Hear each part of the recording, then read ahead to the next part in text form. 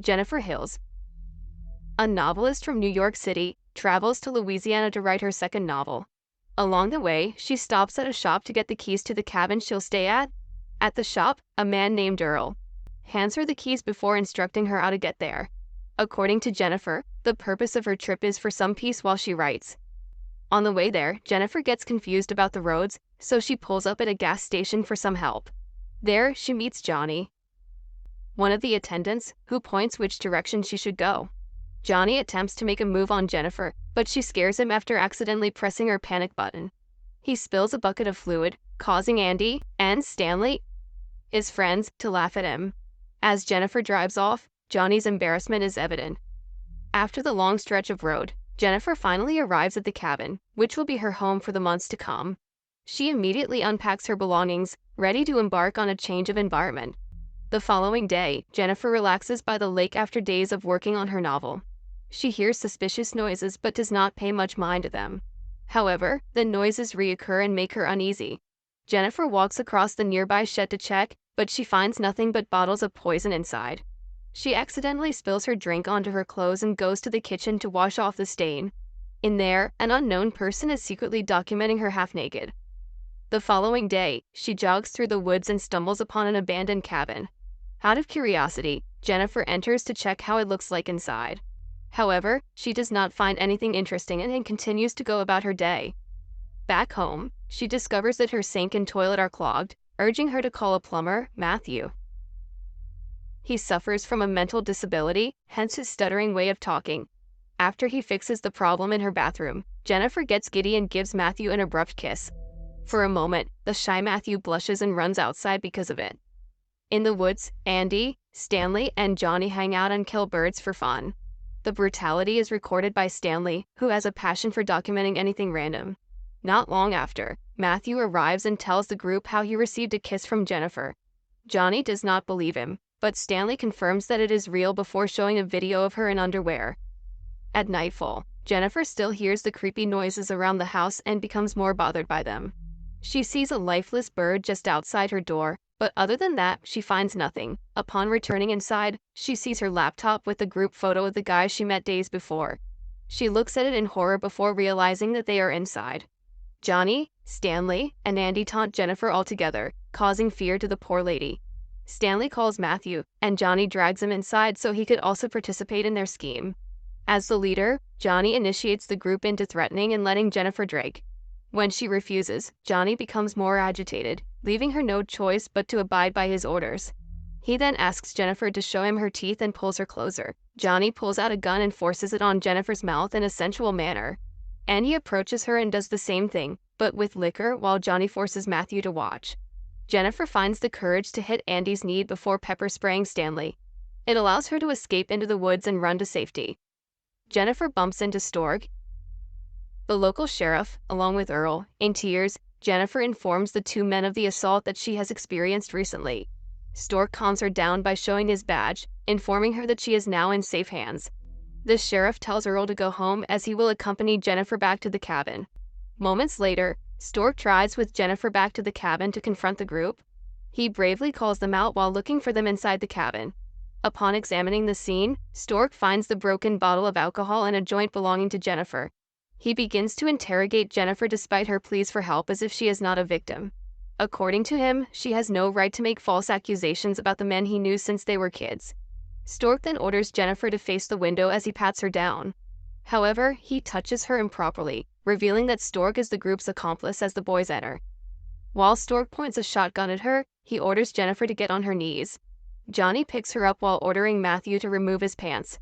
At the moment, Jennifer is helpless, to say the least. With 5 heartless men, her chance of survival is at stake. Stanley records the whole thing while Matthew begins to force himself on Jennifer until he is satisfied. Despite being weak, Jennifer manages to gather her strength and get out of the cabin.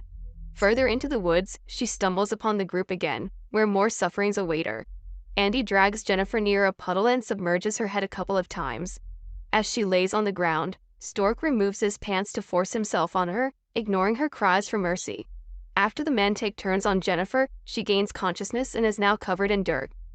Jennifer gets up once again to go further into the woods in the hope of some real help. Still unhinged from the hell she has been through, she reaches the bridge while the 5 men continuously follow her. Just when Stork is about to shoot her, Jennifer lets herself fall into the river, leaving no trace. The group searches for her, but they have no luck tracking her body anywhere. As an alternative, they destroy evidence left behind, especially Stanley's recordings. After the eventful day, Stork returns home, where his wife and daughter, Chastity, welcomes him. As if nothing happened, he spends the night at home without any remorse for his actions. The next day, Stork stops by Earl's shop to return the keys to the cabin, saying that Jennifer left without notice. Weeks pass, and the group goes on with their lives as if nothing happened. Apart from the rest, Matthew is the only one that feels remorse and spends most of his time in the woods. One day, he gets a vision of Jennifer staring at him in a ghostly way. Matthew covers his eyes out of fear and gets under the idea that Jennifer is haunting him. While Andy and Johnny are hanging out for some drinks, they see Stanley running toward them. With worry in his voice, he informs the voice that his camera has been stolen before revealing that he kept the controversial tape. Johnny gets in a fit of rage and starts beating Stanley up for putting them at risk. That night, Johnny hears noises outside his home and checks outside to find a dead bird on the porch. He kicks it off before returning inside. When he goes back inside, he hears it again and comes out with a gun. To his surprise, the dead bird is lying on his porch once again, the culprit unknown. When Johnny hears it again, he rushes outside to see Jennifer's slipper on the porch and tries to chase the sound, but to no avail. Meanwhile, Stork comes home to his wife, who informs him that a package has been delivered. To his horror, he finds one of Stanley's tapes and is relieved that neither his wife nor daughter has seen it. Stork quickly drives off to meet with the group, who are nervous to see him. Immediately, Stork threatens Stanley, thinking that he is playing a prank on him. To defend his friend, Johnny shows the slipper, suspecting that Matthew is responsible for everything. On their hunting trip, Stork hands Earl a bottle of whiskey and shoots him. The reason behind it is Earl is one of the loose ends to the crime, as he saw Stork accompanying Jennifer back to the cabin. Still troubled by his visions, Matthew returns to the cabin to reflect on his actions. Out of nowhere, he hears Jennifer's voice calling out to him, so he comes inside. He ends up falling down the stairs and knocks himself out. As he gains consciousness, he sees Jennifer in the flesh, sitting on the couch. Jennifer invites him to sit beside her, and he repeatedly apologizes for what he did to her. Matthew clings to her while sobbing as guilt overtakes him. Jennifer comforts and calms him down, but later puts a noose tight around his neck. Matthew continuously says sorry despite gasping for air, but Jennifer replies that an apology is not good enough. The resurfacing of pieces of evidence prompts the group to look for Matthew in the woods. After several minutes of searching for him, Andy and Stanley end up in an abandoned cabin. Andy enters while Stanley remains outside to search for any signs of Matthew. There, he shockingly sees Jennifer standing across him, giving out a smirk. When Stanley advances on her, he steps on a bear trap that she set up and calls for Andy, who gets hit with a bat. Both of them lose consciousness after Jennifer also hits Stanley.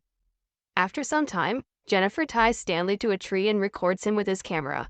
She brings out a dead rodent and shoves it in his mouth, which makes him vomit.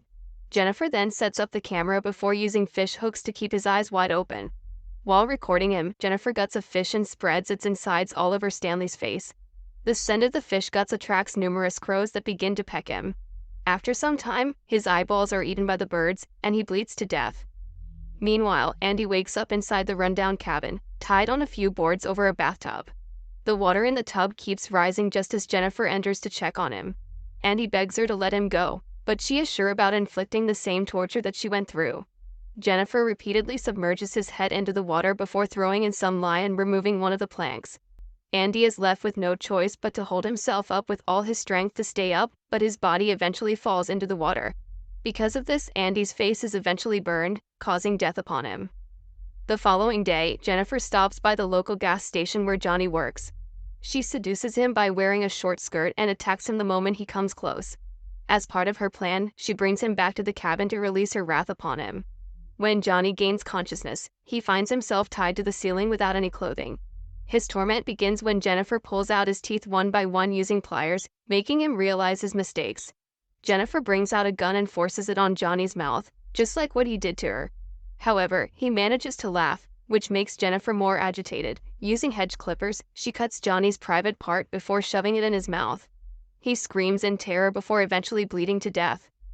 Finally, Jennifer is down to her last target, Stork. The sheriff receives a call from his family, receiving news that Chastity's teacher is at their home. On the phone, Jennifer greets Stork, leaving him in a state of disbelief.